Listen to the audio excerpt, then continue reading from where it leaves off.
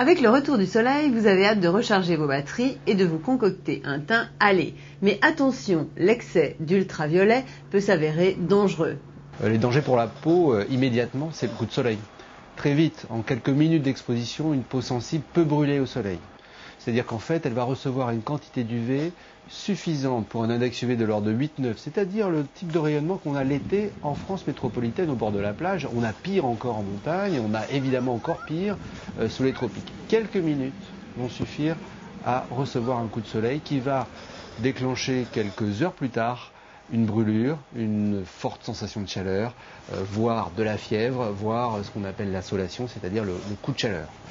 À plus long terme, évidemment, le risque des ultraviolets et le risque de la répétition de coups de soleil, en particulier de l'enfance, c'est le cancer de la peau. Dans sa forme la plus dangereuse, ce cancer s'appelle le mélanome. Il tue 1500 personnes par an. Il y a près de 8 à 10 000 nouveaux cas chaque année. C'est le cancer qui augmente le plus vite de tous les cancers. C'est aujourd'hui la première cause de mortalité par cancer chez les jeunes adultes. Il est prouvé que c'est dû pour l'essentiel aux surexpositions solaires de l'enfance. Pour bien se protéger du soleil, premièrement, il faut éviter de s'exposer au moment où le soleil est le plus violent, typiquement entre midi et 4 heures. Et si en revanche on est exposé à ces moments-là, on peut comprendre, on va à la plage, on fait 30 km pour aller à la plage, on ne va pas forcément rentrer à midi, on fait une randonnée, on fait une croisière en mer, on est exposé dans ces conditions-là.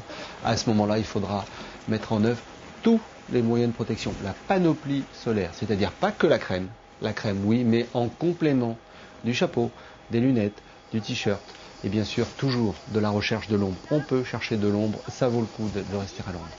Pour la crème solaire, on optera au minimum pour un indice 15, le mieux étant l'indice 30, adapté à tous. Et l'on n'oubliera pas, bien sûr, de renouveler l'application au moins toutes les 2 heures, plus fréquemment encore chez les enfants. C'est très important de protéger les enfants pour 2 raisons majeures.